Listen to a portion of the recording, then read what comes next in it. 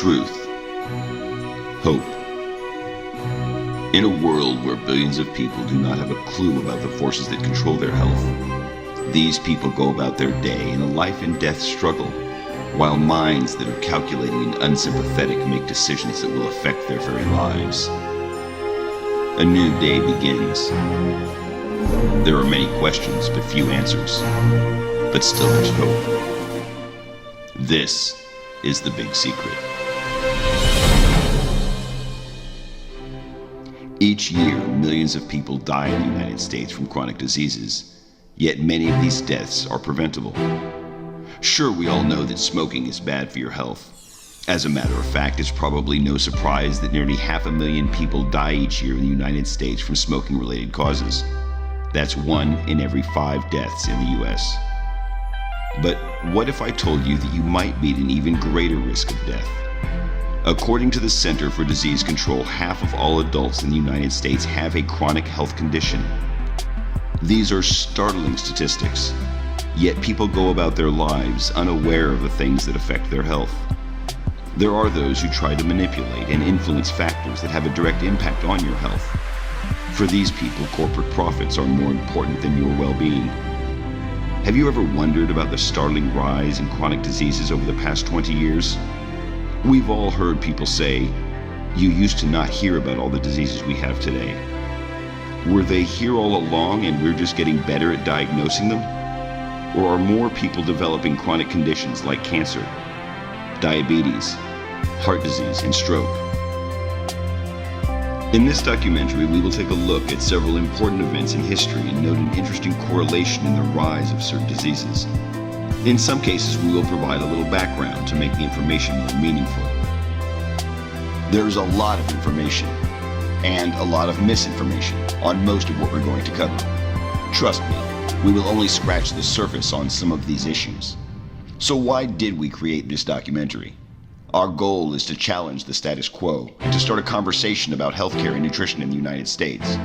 You may be surprised by some of the information presented, but I encourage you to do your own research and to talk to others who do not have a financial interest in your well-being. Let's get started.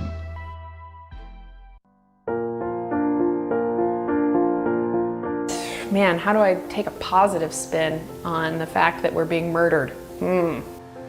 I know this is depressing, but it's also very important.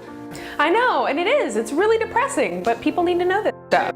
You know, I grew up, I was never interested in nutrition. I didn't know anything about it. You know, I ate McDonald's all the time and microwave meals, and I mean, I had no idea. You know, I didn't care at all about nutrition. And I was in college. I was probably sitting there drinking a Coke and eating Cheez-Its, and I was taking a cell biology class. And so we're like learning about the cell and DNA replication, and I mean, it's just like fascinating. And the professor, as he's explaining all this stuff, I'm doing all this research, I had this little like aha moment or whatever about nutrition and processed foods, and I ended up writing my senior thesis paper, was on that topic. And so I was basically theorizing, you know, and I've talked about trans fats, I talked about partially hydrogenated oils. I talked about the lack of minerals in the soil depletion. I mean, I talked about all these different things. And at the time, it was my thesis. It was all theory. It was all like I was doing this research and kind of coming up with these ideas and saying that there's a link between processed foods and chronic disease. And it was just really neat after I graduated seeing all of these things that I talked about in that paper start coming into the mainstream. And they're talking about trans fats, and they're talking, you know, all of this stuff that I had researched, high fructose corn syrup, was all becoming more widely accepted. And now, you know, 10 years later, there's people all over the United States and really all over the world, like you said, all kind of saying the same things. Even though we've never talked to each other, but we're all just kind of coming to the same conclusions.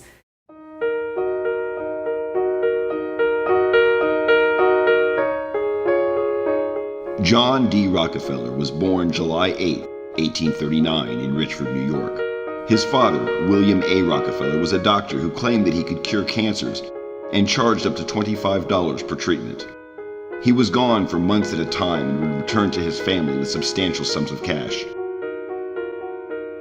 In 1865, at the age of 24, Rockefeller bought an existing oil company and gained complete control of the business. Rockefeller was convinced that oil would soon be very profitable. He immediately moved to expand his business by taking over smaller oil companies, thus forming a cartel with the power to control oil production and delivery in the United States. That's a quick lesson on how John D. Rockefeller became the richest man in the world. At the beginning of the 20th century, the Rockefeller Foundation turned its attention to the acquisition of pharmaceutical companies. They started buying them up in order to profit from their patented drugs. However, in 1912, vitamins were discovered and we began the long process of understanding their health benefits. Keep in mind that by today's standards, the practice of modern medicine was in its infancy. These pharmaceutical companies had developed and patented drugs to treat a variety of common ailments. According to the National Center for Biotechnology Information, doctors soon recognized scurvy, beriberi, rickets, and other conditions as specific vitamin deficiencies rather than diseases. Unfortunately for pharmaceutical companies, vitamins cannot be patented. Now, the pharmaceutical cartels were faced with a dilemma. How do you promote the sale of extremely profitable patented drugs over natural remedies like vitamins? The answer? You find a way to control doctors and influence what they prescribe. You might think that this sounds like some sort of a science fiction movie, but that's exactly what happened in the United States.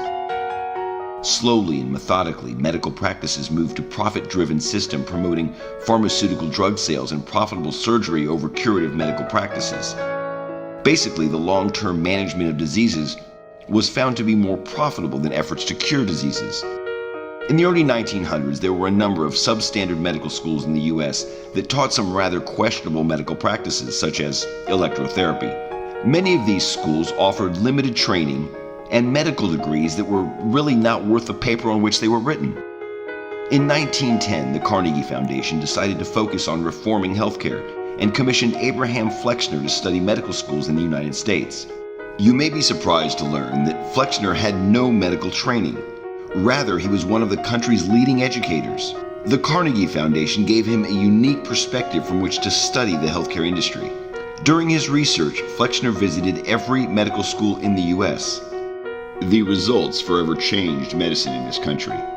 The Flexner Report, as it was to become known, was published in 1910. In it, he criticized most of the 155 medical schools in the U.S. and called for higher standards, more hands-on clinical work, and more research. That, in and of itself, was a good thing, and at first glance you might think that we're better off today because of his findings. Well, in many ways we are, but let's dig a little deeper. The Rockefeller Foundation seized this opportunity to promote their own agenda. They used their influence to help pass legislation putting the American Medical Association, a private institution, in charge of overseeing medical training and practice. And how exactly did they do that? Well, some things never change. Just like today, they used campaign donations and lobbyists to further their agenda. In exchange for large campaign contributions, legislators gave the Rockefellers just what they wanted: the AMA in charge of medicine in the U.S. Unfortunately, the AMA was also heavily influenced by the Rockefeller Foundation, which, as you remember, was looking for a way to promote their patented drugs. Consequently, the AMA promoted allopathic medicine to the point that it became the only approved form of medicine taught in the U.S. Consequently, doctors began prescribing the Rockefeller Foundation's patented medicines to manage, not cure, illnesses and diseases. As a result of the Flexner Report and the newfound authority of the AMA, medical schools were under intense pressure to conform to the wishes of the Rockefeller Foundation. As I mentioned a moment ago, in some cases that reform was badly needed. However, other forms of medicine quickly became outdated and were labeled accordingly. The Rockefeller Foundation began awarding large grants to medical schools that taught allopathic medicine. Schools that still embraced alternative forms of medicine could not compete financially and were forced to close. In the end, half of the medical schools in the U.S. were closed. You're listening to The Corbett Report. CorbettReport.com.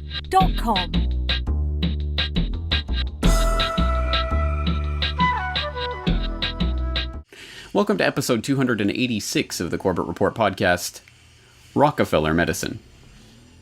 Quote, "The crisis in today's healthcare system is deeply rooted in the interwoven history of modern medicine and corporate capitalism. The major groups and forces that shaped the medical system sowed the seeds of the crisis we now face. The medical profession and other medical interest groups each tried to make medicine serve their own narrow economic and social interests. Foundations and other corporate class institutions insisted that medicine serve the needs of their corporate capitalist society. The dialectic of their common efforts and their clashes, and the economic and political forces set in motion by their actions, shaped the system as it grew. Out of this history emerged a medical system that poorly serves society's health needs." End quote.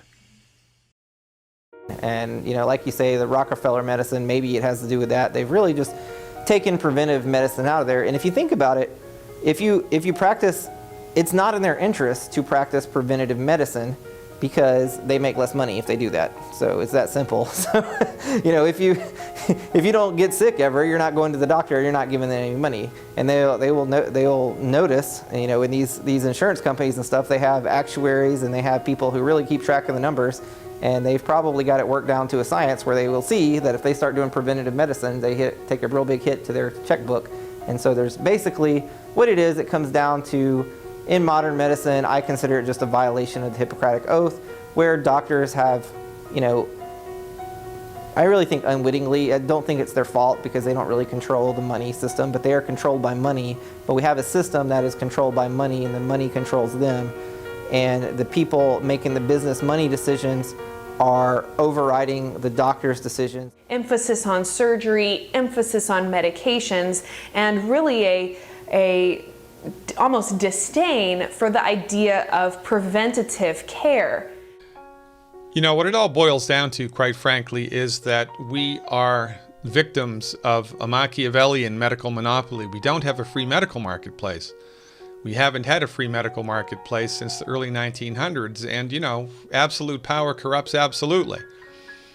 Quite frankly, if you're not angry, you're simply not paying attention, or you're not educated with the proper information, and that's really not your fault because that's the result of a monopoly, right? Inside of a monopoly, you are spoon-fed what the powers that be want you to know, which is often very different than the actual truth of the matter. It's because we have a system of medicine that is fundamentally stupid. Consider how the system works. First, we do nothing to prevent disease. We wait for people to get sick. Once they are sick, instead of curing their disease, we suppress the symptoms by prescribing toxic chemicals and doing surgery. Then the toxicity of the chemicals makes the patient even sicker, creating entirely new diseases. And then finally, to hide the fact that the patient is now sicker than when they started, we don't call these new problems diseases, we call them side effects. If you've been listening to my lectures for last year, you know that my passion is our kids. And experts tell us that our children are going to be the first generation of Americans that do not live as long as their parents. This is a catastrophic prediction of biblical proportions. We're talking about the Great Flood. We're talking about all of Egypt's firstborn dying because Pharaoh refused to release the Hebrew slaves. Can you imagine everybody in this room burying their children? This tells us how terribly the medical profession has failed us.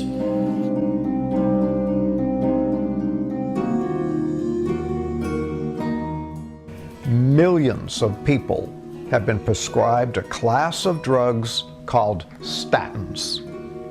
These drugs are supposed to lower cholesterol and thereby prevent heart attacks. Well, first of all, do they lower cholesterol?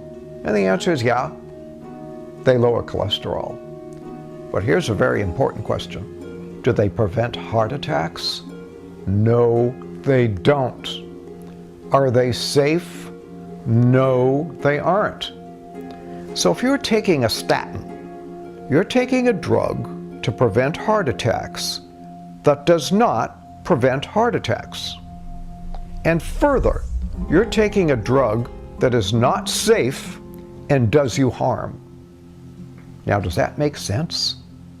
I hate statin drugs. I absolutely hate them. And yesterday I gave a long talk explaining, I mean, there's so much evidence. They cause so many problems, and they certainly don't, it's not a fair trade-off. You'd never win, in my opinion, almost under any circumstance, taking a statin drug, given all the damage it's going to cause, compared to the slight chance that you might avoid a heart attack. So many problems, and of course, cholesterol itself is a key one, because cholesterol is so important to all the cells, especially the neurons. The brain has 25% of the body's cholesterol with only a small percentage of the body's mass, like 3% or something.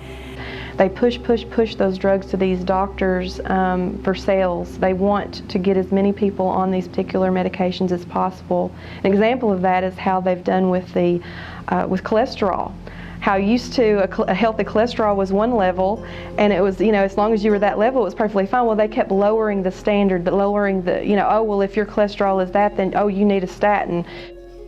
We've been convinced by about 35, 36 years of pharmaceutical profiteering that cholesterol is the Antichrist and that statin drugs are a savior, when, quite frankly, just the reverse is true.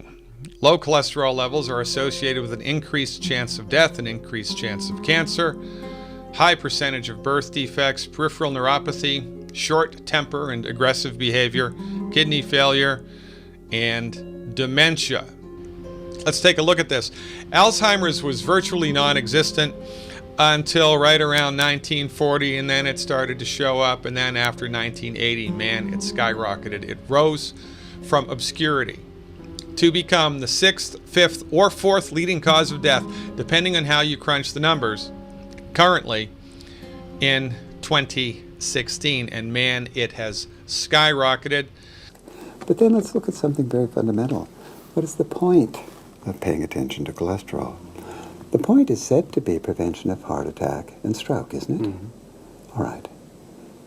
Do you know what will cut your risk, my risk, her risk, everybody's risk of heart attack and stroke by 75 to 80%? And you don't have to swallow a thing? Do you know what that might be? It's called donating blood. There is research on that from the 1990s, late 1990s. Whole bunch of guys, followed for an average of 8 years each. The guys who donated blood once or twice a year had 75% less heart attack and stroke during that time. Now, if word ever got out about that, what would happen to the sales of anti-cholesterol medications? Because anti-cholesterol medications cannot drop the heart attack and stroke risk by 75 to 80%. Cholesterol is not the Antichrist. Cholesterol is so important that our bodies make it.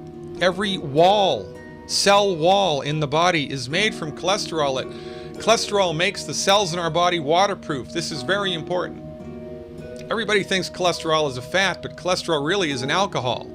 But it doesn't really perform like most alcohols do. It's a little different. Cholesterol is extremely important for your health. All of your sex hormones are made from cholesterol. They're made from it. You don't have enough cholesterol, you don't have enough sex hormone. So guess what also has been a fallout of fat-free diets and statin drugs? Not only does your brain dry up and you get Alzheimer's disease, but your sex hormones dry up. So guess what? Erectile dysfunction.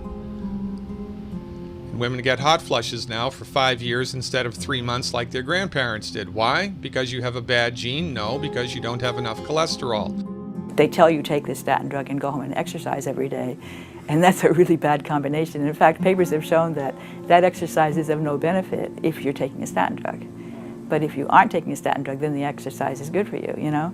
So it basically derails your opportunity to improve yourself through these other things that are known to be beneficial. They're no longer beneficial because of the statin. How many of you heard of Alzheimer's disease?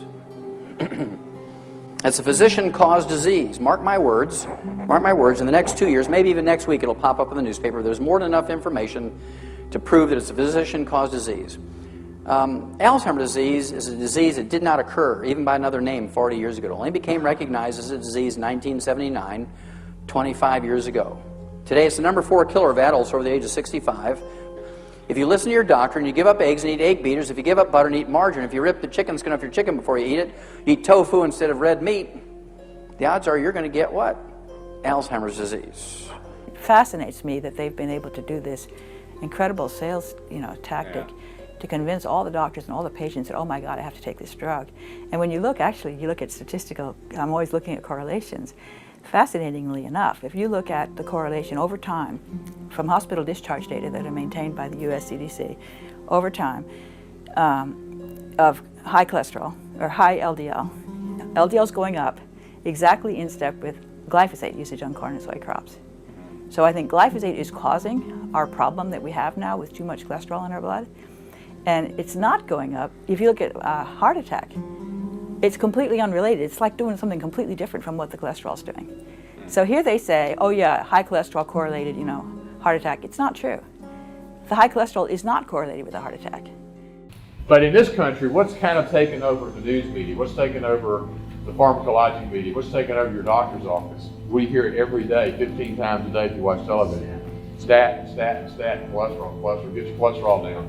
I mean, the commercials regarding statins and cholesterol are almost as bad as the ones regarding erectile dysfunction. So the cholesterol-centric idea of reducing heart disease is really misleading. And I'll show you some data in a few minutes that if you look at your cholesterol level and you treat it with a statin, 50 to 75% of you still have a heart attack. So we have reached a limit in our ability to reduce cardiovascular disease based on our present medical treatments. We are a pharmacologically driven country. We are not a preventative medicine country. 1 in every 3 deaths in this country is a cardiovascular death. So it's 2,200 deaths per day just from heart disease and stroke. And we can reduce that, if we did the right things, to 70 to 80% less. And I can say this now with some degree of authority that the methodologies, the traditional care, the treatments, and even some of the surgeries that we've been doing for the last 25 to 30 years in cardiovascular disease are misdirected. They're obsolete and they're very limited in their scope. Alzheimer's disease has long been believed to be irreversible, but that might finally be about to change, thanks to the work of Dr. Dale Bredesen, whose patients showed subjective memory improvement within 3 to 6 months of treatment. Dr. Bredesen believes that Alzheimer's disease is caused by numerous factors. Okay, so this is a very exciting time because we're witnessing the first reversals of cognitive decline in early Alzheimer's disease and pre-Alzheimer's conditions like MCI and SCI. So this is an exciting time where we're able to do things that we weren't able to do before. And one of the things that we suggest to people is because when you look at what actually drives Alzheimer's disease at the molecular level, what you find is that there are dozens of contributors. And so we usually tell people, imagine you have a roof with 36 holes in it. You're not going to just cover one hole, you're going to cover as many as you can to get the best result. So if you wanted to go out and give yourself Alzheimer's disease, then you can actually produce the biochemistry of Alzheimer's disease relatively quickly. So you would go out and you would do everything wrong. You would eat a lot of trans fats, you would eat a lot of sugar, you would not take in a lot of fiber, for example. You would stay up all night, you would not get much sleep, you would have a tremendous amount of stress. You would get a chronic inflammation, so many ways to do that.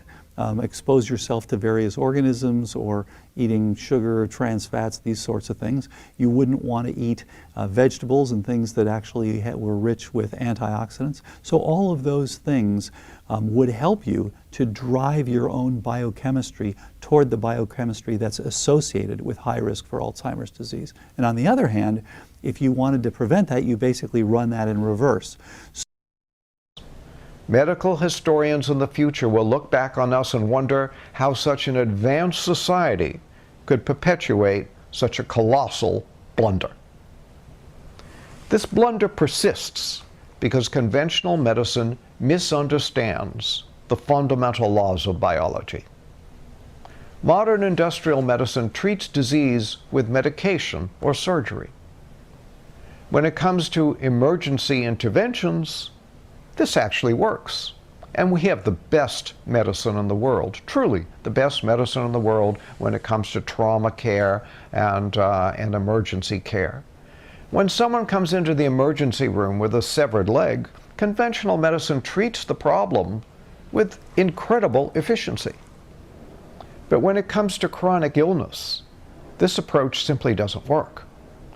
Conventional doctors have thought that you either have a disease or you don't. You have diabetes or you don't. There are no gray areas. We've developed no protocols for measuring and intervening in the disease process when it's in initial and most easily treatable stages. Now we live in an age where our democracy has been hacked, money does call the shots, as the movie points out, and unfortunately everybody knows that's true. There is hope for changing that. There is an opportunity, particularly in the age of social media, to organize in the same ways that so many did during the generation of America's founders, to use truth, to use logic, to use a clear expression of what the real public interest is, to overcome the special interests that are trying to stop what's good for the public interest.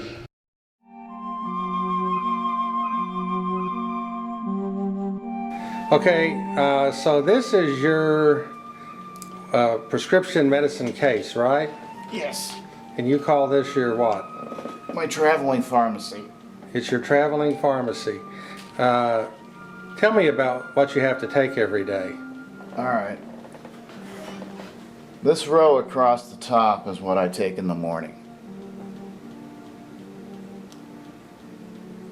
These bottles here are upside down because I take them twice a day. And these I take at night. Once a day at night, once a day, twice a day morning and night, once a day in the morning. According to DrugWatch.com, Big Pharma has over 1,100 paid lobbyists, which partly explains the influence they have on Capitol Hill. From 1998 to 2014, they spent nearly $2.9 billion on lobbying expenses, more than any other industry. The report goes on to talk about the practice of hiring former government workers with valuable connections to gain political clout. The trade group Pharma has more than 50 current or former staff members who once served in the political arena. But the deal is, let's say I'm a doctor and I know this. Let's say I'm a certified mainstream doctor. Okay, I'm an alternative medicine doctor, but just pretend that I am. Let's say I know these great alternative medicine things that can help you, and yet I have this, drug. Okay. The thing is, you have to realize if I mess up, I am legally responsible for that, because as the licensed doctor, when I give you advice, I tell you something to do and you do it and it goes wrong, then you come and sue me, and then what I have is this thing called insurance, and then so I pass responsibility to the insurance. So the thing is, it's part of the judicial branch of our government, the way the courts work, that as a medical professional, if I give you something that helps you, it's a risk to me, versus if I give you a drug, it may harm you, but the thing is, since it is the accepted method of treatment, it is easily defensible that this is what's accepted for this, I give you this drug, and if you get sick and then you come after me, I just send it to my insurance company and they pay for it because it's on the list of things that get paid for without even a second thought. They actually have a lot of control, and I think that is a big secret because we don't have an emphasis on that. We have a big emphasis on diagnosis and treatment with pharmaceuticals, not on prevention. And it's unfortunately the case that much of our education in America is biased by, being filtered through a pharmaceutical lens. We learn about a one gene, one ill, one pill model, and in this way, doctors are very much only ever taught to manage symptoms through the use of pharmaceutical products. They aren't taught about the potential for individualized risks. Often we have to do our own research to discover how it is that claims to efficacy are established. Well, I was on pharmaceuticals that were prescribed to me. And did they offer some benefit? Yes. But, however, they also were side effects, pretty severe side effects. There were side effects that I couldn't live with, and I was told by my doctors that I had incurable conditions.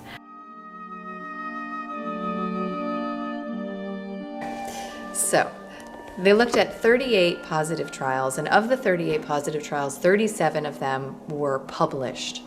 Of the 37 negative trials, only 3 of them were published, 22 of them were unpublished, so really in a locked file drawer, and 11 of them were published as positive data, also often referred to as data dredging or statistical manipulation for a specific outcome that is in service to industry interests. So this is one of the ways that we can be left with the impression that there is efficacy when in fact, in this case, there were equal numbers of negative and positive studies, and we were only really exposed to the positive ones.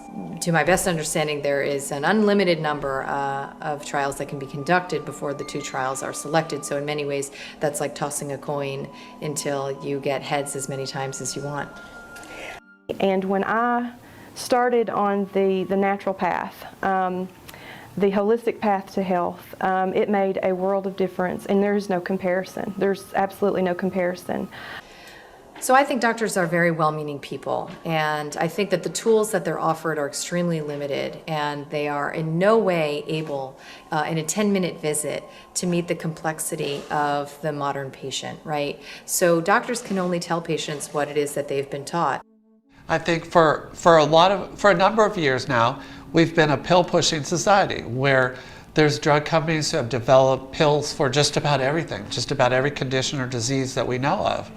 And I think the public needs to demand that there's other treatments, there's other modalities that we can use to treat disease. And the reason for that is because we have pharmaceutical drugs for certain diseases. So you have a system that's focused on identifying the disease so that then you can prescribe a medication.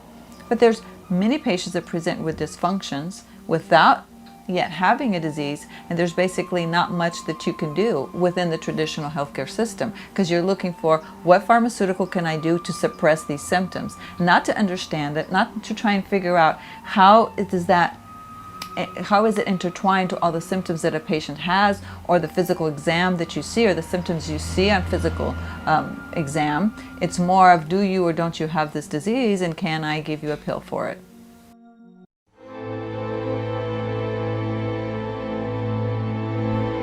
President Nixon's new Secretary of Agriculture, Earl Rusty Butz, was determined to make dramatic changes to the 1930s New Deal farming practices. This was the point where food production in the United States was changed to a method of farming the land without giving it any rest, and the heavy use of synthetic fertilizers. President Nixon placed Butz in the USDA in 1971. At the time, Butz served as a board member for several agribusiness firms. He rejected criticism that these ties might compromise his performance as USDA chief. Earl Butz envisioned an efficient, centralized food system, one that could profitably and cheaply feed the world by creating mountains of subsidized corn and soy. Butz helped create the low-nutrition, fast-food nation in which we now live. If you're anything like me, you can remember sitting at the dinner table and hearing your mother tell you to eat your vegetables. Despite her pleas, most of us weren't listening. NBC News reports that 87% of us do not eat enough vegetables.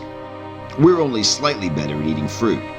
The same report says that only 14% of us eat the recommended amount of fruit each day. But what about the fruit and vegetables that we do eat? A landmark study by Donald Davis and his team of researchers from the University of Texas at Austin's Department of Chemistry and Biochemistry, which was published in December of 2004 in the Journal of the American College of Nutrition. They studied U.S. Department of Agricultural nutritional data from both 1950 and 1999 for 43 different vegetables and fruits, and found reliable declines in the amount of protein, calcium, phosphorus, iron, vitamin B2, and vitamin C over the past half-century. Davis and his colleagues placed the blame on the agricultural practices designed to improve the size, growth rate, and pest resistance of the plants that we eat. Minerals are 66% of your body's nutrient needs. Calcium, sulfur, zinc, magnesium, minerals, right? Only thing about minerals is animals cannot make minerals. Plants cannot make minerals. If plants could make minerals, we could bioengineer lettuce to make gold, we'd all be rich. The only way that minerals get into the body is if they're in the food that we're eating. How do they get into the food? They have to be present in the soil in which the food is grown. So there's calcium and magnesium and zinc in the soil, or not, plus, right, 56 other minerals. There are 60 minerals that we need, which are essential to human health. There's no place in the topsoil that all 60 minerals are present, number one. And number two, when you apply pesticides or herbicides to the plant, not only do those chemicals kill the bugs that are trying to eat the plant, they also kill the bacteria in the soil in which the plant is growing. Why is that a deal? Because in order for the minerals that are in the soil to get into the plant, the bacteria have to pre-digest them. The plants are more deficient, we're more deficient. The more deficient we are, the sicker we get, and this is why everybody's getting sicker. It's because of mineral deficiencies which have been accelerated by agribusiness. These are serious problems, but Mother Nature has a solution. The human body is a self-repairing system.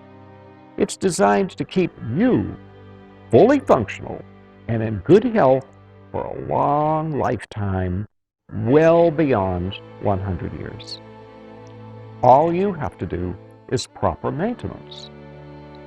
And to do it right, you have to supply the body with all the nutrients it needs to build a healthy new cell and keep it free of toxins that can interfere with this building process. It's because we're not doing this right that we're aging so rapidly and so needlessly.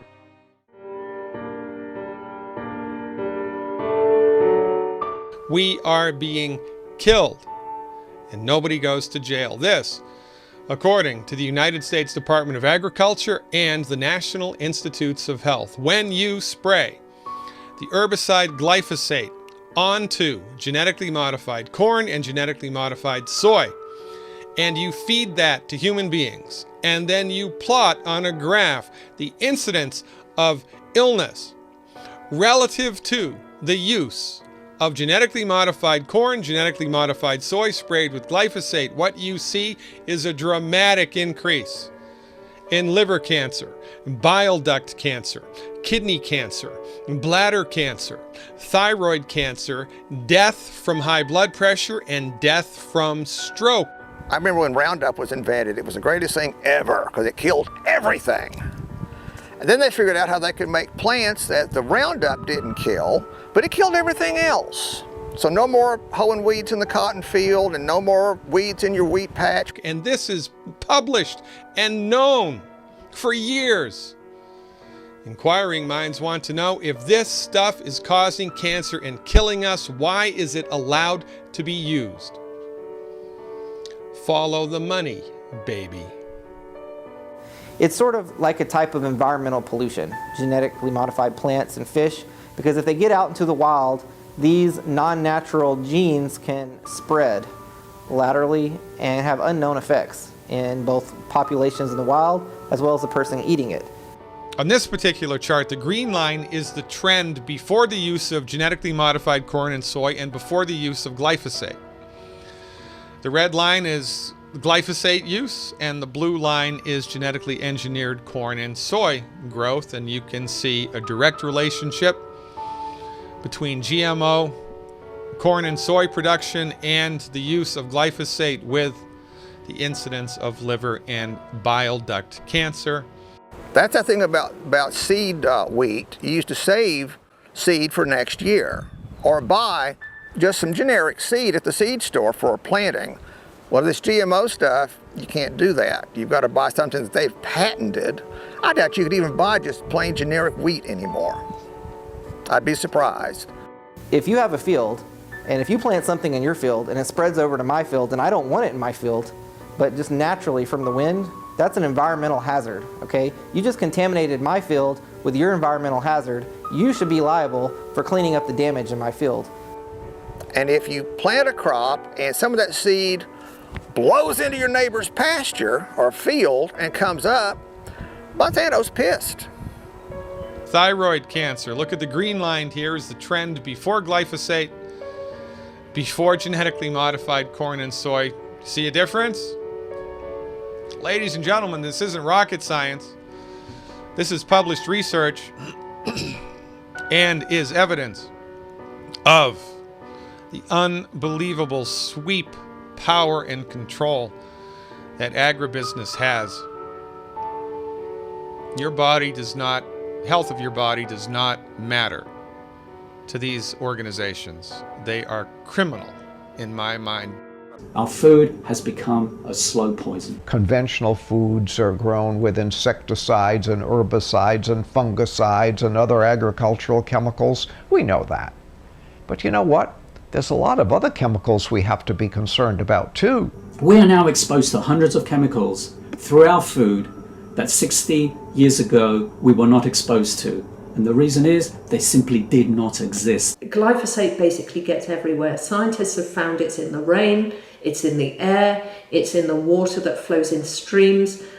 We're now in a situation where, at least in the United States, where we have a very high density of glyphosate-tolerant GM crops being cultivated, the exposure is virtually universal. Virtually all, if you were to survey the American population, you will find glyphosate residues in the urine of just about everybody. Yeah, glyphosate has been found to be present in many food products in the US, including popular food products that are fed to children, their breakfast cereals, etc. In fact, after spending a week in California on a trip a couple of years ago, I had my urine analyzed, and I had my glyphosate levels went up to what were fairly typical of a US citizen. I wasn't very happy with that, as you can imagine.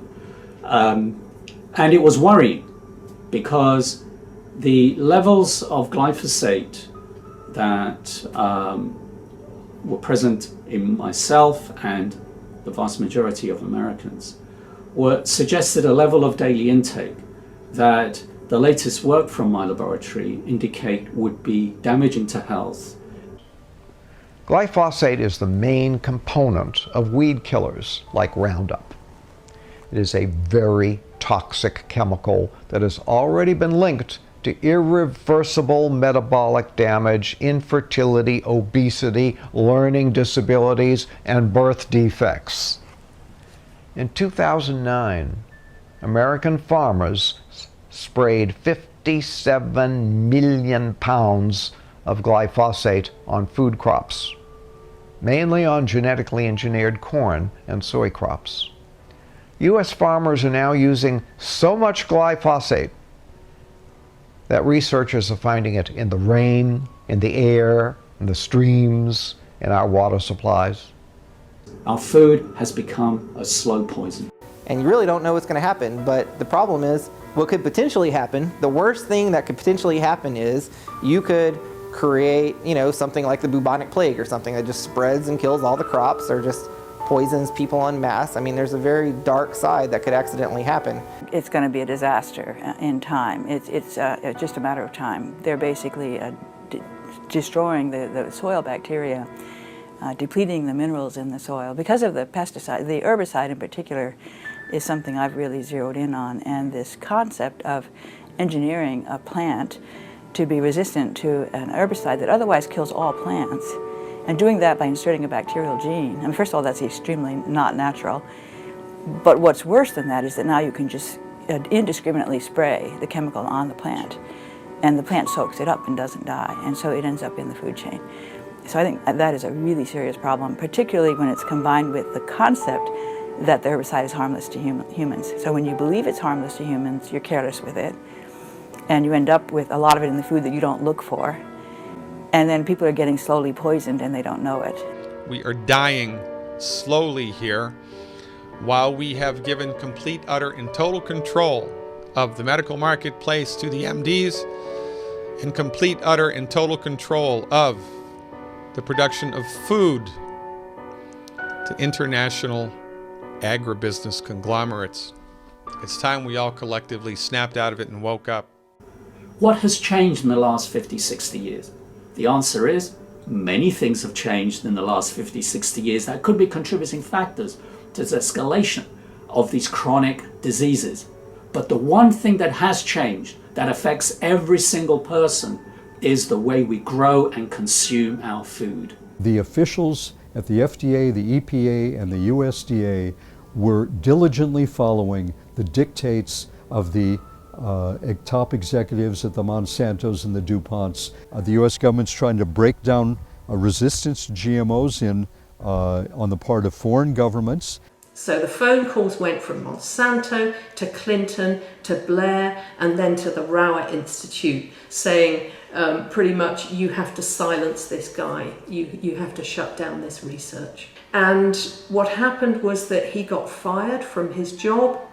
He got a gagging order slapped on him, so he was forbidden to talk about his results. His house was actually burgled so that data was stolen. Almost routinely, if any scientist has the boldness to publish research that demonstrates a problem with genetically engineered food, their research is attacked and they themselves are attacked.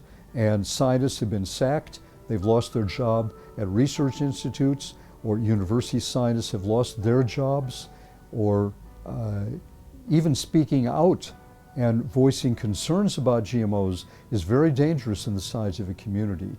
Genetically engineered food products have never been tested for safety. So the long-term effects are unknown. The warnings the science has provided demand a thorough investigation into just how much glyphosate human beings and animals can safely ingest.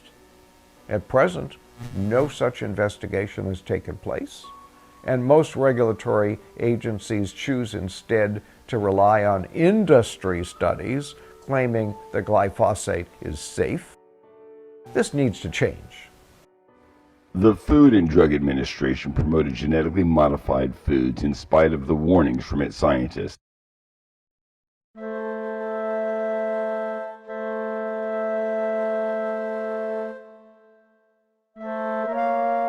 In 1980, the U.S. sugar producers were large contributors to the Ronald Reagan presidential campaign.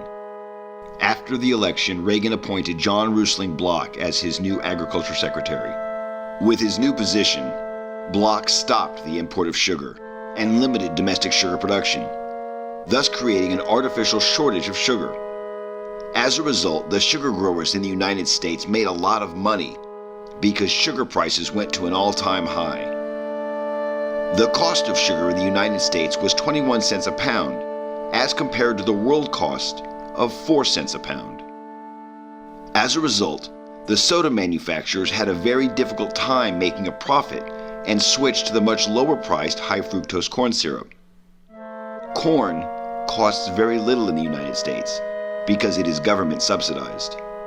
You know, you go back to 1974, sugar prices were at the highest they'd ever been at 57 cents a pound, but then by 1978, they were down to 8 cents a pound. And so that volatility really, I think, spurred the FDA on, you know, to make these restrictions in 1981, and by giving loans to the sugar producers. The rise in obesity and fatty liver and diabetes has just skyrocketed. A brand new study by researchers at Duke University Medical Center found that frequent consumption of fructose, this is a type of sugar found in soft drinks and sweetened juices, raises the risk of non-alcoholic fatty liver disease. It causes inflammation, it causes scarring of the liver. Significant liver damage is more likely to occur.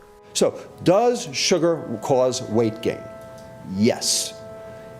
Does sugar cause obesity? A factor. Is sugar the cause of obesity? Not even remotely close. Okay? And the problem is, it's not about obesity. Remember, it's about metabolic syndrome. And that's where the money goes. I don't even care about obesity. What I care about is people getting sick, because I'm a doctor. Okay? Here's the problem. But I'm going to show you very quickly that chronic fructose exposure alone promotes the metabolic syndrome. But we don't do anything about that. You would never think about giving your kid a beer, but you don't think twice about giving your kid a Coke, and they do the same thing. Then there is the instance of the Dr. Pepper bottling company in Dublin, Texas. When all soda pop bottling companies in the U.S. moved to high fructose corn syrup in the 1980s, Dublin refused and continued making their product with sugar.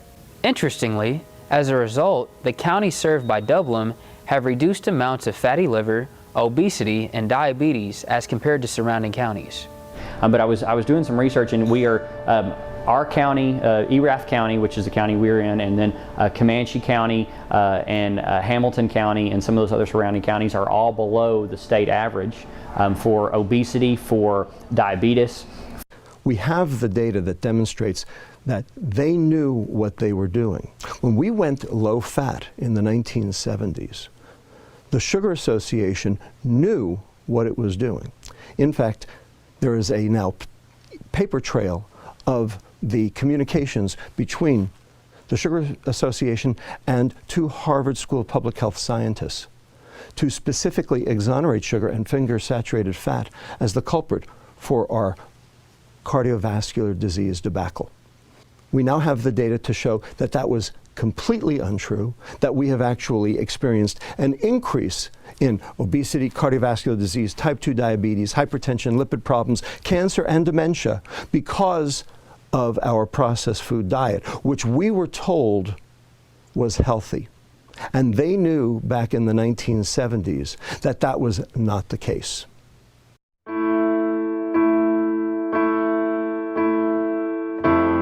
Fluoridation of the drinking water supply is done to get rid of the toxic waste hexafluorosilicic acid from the smokestack scrubbers of aluminum and fertilizer factories. This practice has caused cancer and brain damage for almost 50 years. The aluminum and fertilizer industries would have to pay a fortune to dispose of the hexafluorosilicic acid if it were not for the municipal water fluoridation. Research done by Harvard University showed that municipal water fluoridation damages the brains of children, causing them to have lower IQs, sometimes by as much as 10 points. CDC, OSHA, and other government agencies classify fluoride as a very dangerous toxic substance. Fluoride is a carcinogen, and the fluoride from aluminum and fertilizer plants also has mercury and other dangerous toxins in it. Dr. Dean Burke of the National Cancer Institute said, "Fluoridation is a form of public mass murder." And he also said, "In point of fact, fluoride causes more human cancer death and causes it faster than any other chemical." So the honest answer is that the ADA is probably the biggest political machine in the US, spends the most money on lobbying, is able to hoodwink most of the organizations and the health organizations in the US, including the CDC, the FDA, and the EPA, into allowing water fluoridation. And the aluminum industry basically hasn't had to do anything because the ADA has stepped in and kind of carried it as its baby, as its football. The thing is, in chemistry, when you have waste, you know, it's easy just to pour things down your sink. That doesn't cost anything, but you have to pay a lot more money to dispose of it as a hazardous chemical. So, you know, a lot of people try to take shortcuts by just dumping their waste right into the water supply. And so that's basically what they're getting away with as far as putting that into the water. And then it's even better if then they can convince municipalities that, hey, this is a good thing, you need fluoride in your water. So fluoride specifically competes with iodine on the physiologic level. So iodine is necessary for the production of thyroid hormone, and this is why theoretically it can be an endocrine disruptor. So fluoride in the water is another prime example, like high fructose corn syrup, right? How the establishment has purposefully hijacked people's health and well-being. Right? Fluoride has been proven scientifically for a long time to be a neurotoxin. Right? It's a freaking neurotoxin. Well, here are 5 of the studies in the Choi review. This is their table, or part of it, and these were all statistically significant. You can see all the drops of IQ there, and those are the levels of fluoride in the high fluoride village. once you've got these studies showing lowering of IQ at these concentrations, there is no margin of safety to protect all our kids from having their mental development impaired by drinking fluoridated water. And that's particularly true of bottle-fed infants at the very beginning when their brains are developing. But basically IQ follows a normal distribution curve, the bell-shaped curve. The bell, the heart of the bell is the average. Most people have an average if you're looking at height, weight. But look at the two tails of this bell-shaped curve. And the green, the area under the curve, that's the number of kids above an IQ of about 130. Those kids are very bright or geniuses. Now at this end of the curve, the magenta is that area under the curve is the fraction of the population which is mentally handicapped. Now, if you were to shift downwards by 5 IQ points, the average would drop from 100 to 95. But look what this shift does to the two tails. It halves the number of geniuses in your society, and it doubles the number of mentally handicapped. And I don't think I need to say much to convince you that this would have huge social ramifications and economic ramifications. And I think as we know that fluoride incorporates into the body and we're only excreting about half of it, it can certainly go to other organs in the body besides the kidney because it's going to get circulated in the blood. Fluoride is a neurotoxin with damaging effects to our brain when it is ingested. It is incredibly crucial that we differentiate between topical fluoride and systemic fluoride, which would be ingesting it in the form of our water. So when we look at the case of babies, for instance, and formula, it is recommended that you do not use fluoridated water in baby formulas. Now, what are the chances that every single person, every parent on the planet knows that they need to have a fluoride filter for their water that they use to make formula for their babies? It makes people more dependent, it makes people weaker.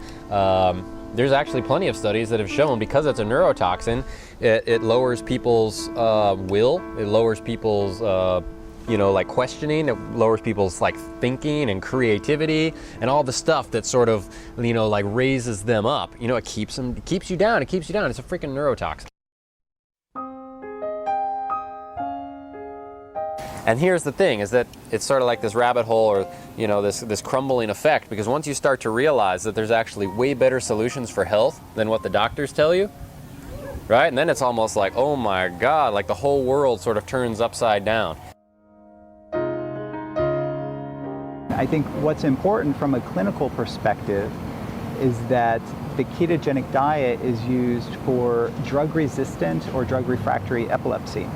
So when drugs fail to control seizures, we know that producing this state of ketosis, which could be achieved through fasting, but that's fairly self-limiting. You can only fast for a certain amount of time, whereas the ketogenic diet can produce sustained levels of ketosis independent of fasting.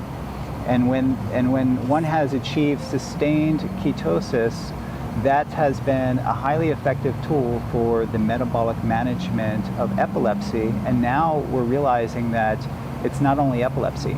And the observation that we made in our lab is that nutritional ketosis is a highly effective tool for the management of aggressive metastatic cancer.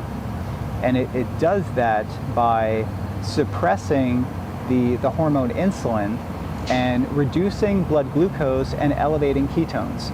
And those three things are very powerful regulators of cancer growth and metabolism. Cancer is an out-of-control epidemic, and almost half the population is now projected to get some form of cancer in their lifetime. And it's getting worse every year. After accidents, cancer is now the leading cause of death for children. And nearly half of all deaths from 8 categories of cancer, including bone cancer, cancer of the cervix, thyroid cancer, all occur in people under 34 years of age. Meanwhile, studies show that modern medicine's treatment of cancer doesn't work, and that the death rate from cancer today is no better than it was in 1950. In short, no progress has been made despite hundreds of billions of dollars spent on cancer research. Unfortunately, the cancer industry goes to great lengths to obscure these truths and is generally successful in doing so. Virtually no one needs to suffer from cancer. The knowledge we already have is sufficient to both prevent and reverse cancer. All we need to do is put this knowledge to work. So it's been known for years that cancer cells have accelerated rates of sugar metabolism. They require levels of sugar to sustain their growth and proliferation that are 200 times higher than normal tissues. So the ketogenic diet restricts sugar and glucose availability to cancer cells.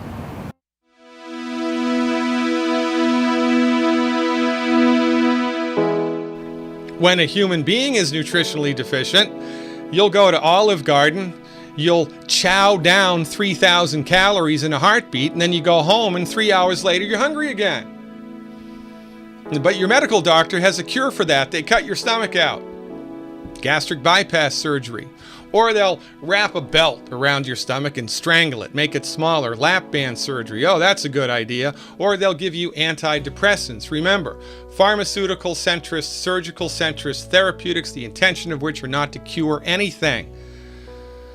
Our experience is when human beings are nutritionally satisfied, you only eat as much food as you need, and then you walk away.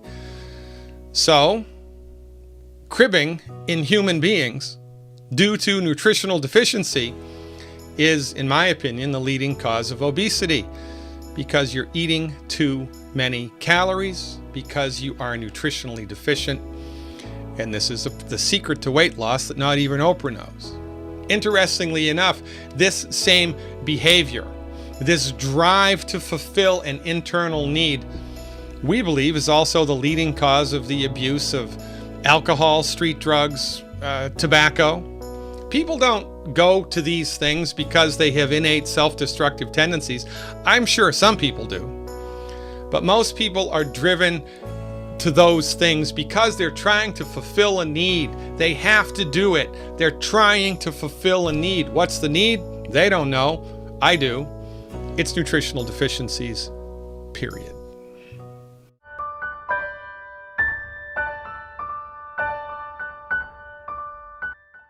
Numerous scientific studies have shown that religiously observant people in the United States live longer than the non-faithful, regardless of which religion they practice. Regular religious attendance can increase life expectancy by 1.8 to 3.1 years. There have even been certain cases where religious faith has cured disease when standard medical practice could not. Hi, I'm Pastor Bob Barker of Crossroads Community Church here in Uptown Dallas. Several years ago, back to 1995, because I'm a public speaker, went to a plastic surgeon because I had a little something on my forehead that needed to be taken off. It bothered me, it didn't bother anyone else. While I was there, I told the doctor, I said, can you take this little thing off on the side here? He said, yes, not a problem. Then I showed him a place on my knee, and it was the way he said it. He said, that's coming off. When the biopsy report came back, this one was okay, this one was okay, but the one on my knee was not. He said, you know, I'm not going to pull any punches with you because we really don't have time. He said, I've already made an appointment for you at Texas Oncology at Presbyterian Hospital. And I waited and waited and waited, and finally the doctor came in. And she was a short little girl, right out of med school, very, very prominent in oncology. And she said, you know, I don't give you very long to live. Well, I told her, I said, you know what, I have 4 daughters. I want to see graduate from high school. I want to see them walk down the aisle. I want to be the one walking down the aisle. I want to see my grandchildren. And she said, well, let's see. She gave me between 6 and 9 months. A year later, when I walked in for my first oncology visit, She was walking, pacing back up in front of the door. She saw me sitting on the exam table, and she kept looking at her report, kept going back and forth. They'd already run all the tests, and she was shocked. She said, "You know, I didn't expect to see you here." I said, "Remember I told you that I would see you?" I said, "First off, someone that's 5'2", dripping wet, maybe 103 pounds, is not going to tell me I have to die." And I sat in there. She walked back and forth. She had my chart. She walked in and she said, "You know, I didn't think I'd see you." I said, "I could tell. I could tell. You were really disappointed because you said that I was going to die." And I'm back.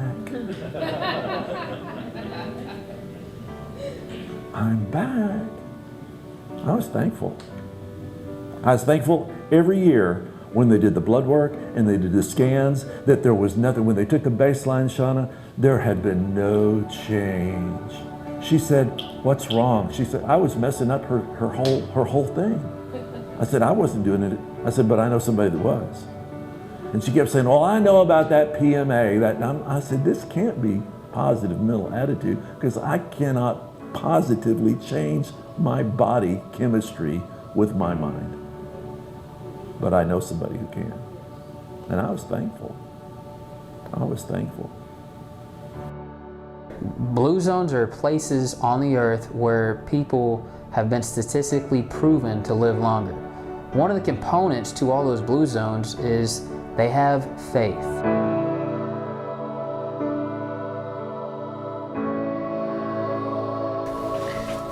So what are the big secrets in medicine? Well, I think one big secret is that most of the chronic diseases that people suffer from are completely preventable. But the secret is that you have to focus on prevention and have a more functional approach and not just focus on the disease. But yet, most of these chronic diseases are totally preventable if patients are educated and they are able to change their lifestyle, their nutrition, the thoughts that they think, the way that stress affects their body. They actually have a lot of control, and I think that is a big secret because we don't have an emphasis on that. We have a big emphasis on diagnosis and treatment with pharmaceuticals, not on prevention. So this is the thing, ladies and gentlemen, from our point of view, all chronic illnesses are curable. Neurological illnesses are amongst the hardest to get on the other side of. But we've all seen patients with multiple sclerosis, Lou Gehrig's disease, Parkinson's disease recover. They're the exceptions, not the rule. But we've seen it happen, so therefore we know that it can happen. But my point is, even for the stuff that's really difficult to get on the other side of, you have to give your body a fighting chance. You have to give your body the stuff that it needs to attempt to fix itself. This is just smart medicine. You know, we learned how to have public sanitation and more regular food, and that increased the quality of our life and increased our lifespan, doubled our lifespans. Well, this is the next iteration of that same thought. Just like if you had a friend who had a problem or two friends who had an argument, you would listen to both sides of the story. And unfortunately, what we're doing with our health is largely we're just listening to one side of the story. We're just hearing one perspective on how we could treat that issue. And the truth is that there's always two sides of the story. There's always two perspectives. So this tip is about recognizing that you have the power, you have the intelligence, you have everything that you need to be able to go and make a decision for yourself. And if you decide that the mainstream model is what's right for you and is what you want to do, then that is fantastic. I'm in no way discouraging you from doing that. But you do need to feel empowered to make a decision for yourself and to not just accept something because an authority figure told you. To really think about that issue, think about your body and your life, and make a decision that you feel good about.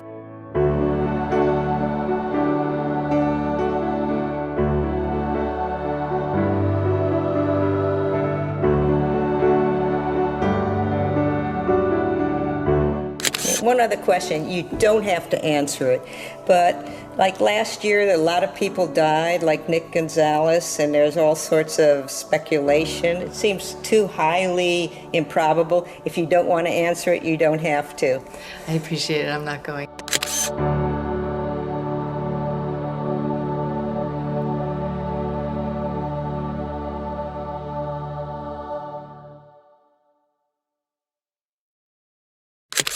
I'm not sure I want to answer that.